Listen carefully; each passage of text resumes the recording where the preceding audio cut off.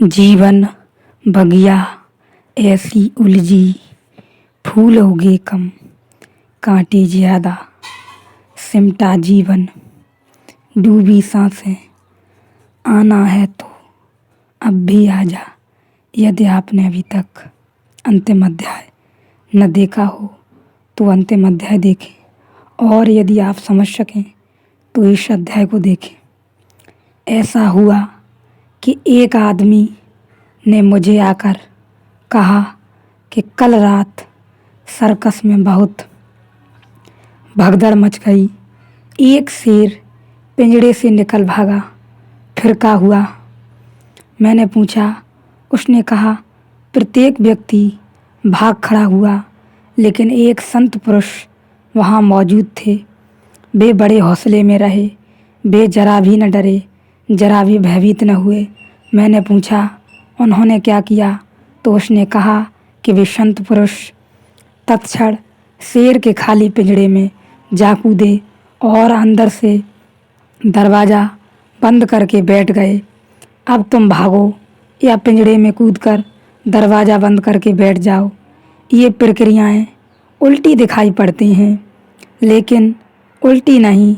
वस्तुतः जो संत पुरुष ही ज़्यादा कुशल आदमी है, क्योंकि एक बात पक्की है कि सिंह और कहीं जाए पिंजड़े में वापस आने वाला नहीं है, अपने से तो आने वाला नहीं है।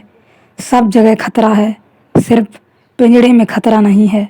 मैं तुम्हें ऐसे संत पुरुष नहीं बनाना चाहता हूँ। लोग संसार से भागकर पिंजड़ों में बंद हो जाते हैं। मंदिर, मस्जिद, गुरुद्वारे पिंजड़े हैं, वहाँ सींगों में बैठ जाते हैं। वहाँ कोई सिंह इत्यादि नहीं आते, लेकिन वह भी बचाव है। जीवन क्रांति नहीं, पलायन है। तुम मुझे जब सुनो तो मुझे ऐसे सुनो जैसे किसी गायक को सुनता है आदमी। तुम मुझे ऐसे सुनो जैसे कोई किसी कवि को सुनता है। तुम मुझे ऐसे सुनो कि जैसे कोई कवि पक्षियों के गीतों को सुनता है, या वृक्षों में हवा के झोंकों को सुनता है, या पानी की मरमर को सुनता है, या वर्षा में गरजते मेघों को सुनता है। तुम मुझे ऐसे सुनो कि तुम उसमें अपना हिसाब मत रखो। तुम आनंद के लिए सुनो, तुम रस में डूबो। तुम यहाँ दुकानदार की तरह मत आओ। तुम यहाँ बैठे बैठे भीतर गणित मत बिठाओ कि क्या इसमें से चुन लें और क्या करें और क्या न करें। तुम सिर्फ मुझे आनंद भाव से सुनो। स्वभावतः सुखाए रघुनाथ गाथा, स्वांत सुखाए तुलसी रघुनाथ गाथा। स्वांत सुखाए, सुख के लिए सुनो। उस सुख में सुनते सुनते जो चीज़ तुम्हें गदगद कर जाए, उसमें फिर थोड़ी देर और डुबकी लगाओ। मेरा गीत सुना, उसमें जो कड़ी तुम्हें भा जाए, फिर तुम उसे गुनगुनाओ।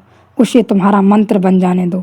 धीरे धीरे तुम पाओगे कि जीवन में बहुत कुछ बिना बड़ा आयोजन किए घटने लगा। और यदि तुम सुनते ही रहे, तुमने हिसाब किताब न लगाया, तो चोट भीतर पड़ेगी, भीतर कोई जागने लगेगा। एक नई ऊर्जा का जन्म होगा। यदि तुमने बिना विचारे, बिना अच्छा बुरा छाटे, बिना गलत और सही देखे सुनते रहे, केवल और केवल सुनते रहे, तो भीतर एक नई ऊर्जा का जन्म होगा, और उसे ही हम कह सकेंगे कि दिव्य ऊर्जा के लक्षण हैं।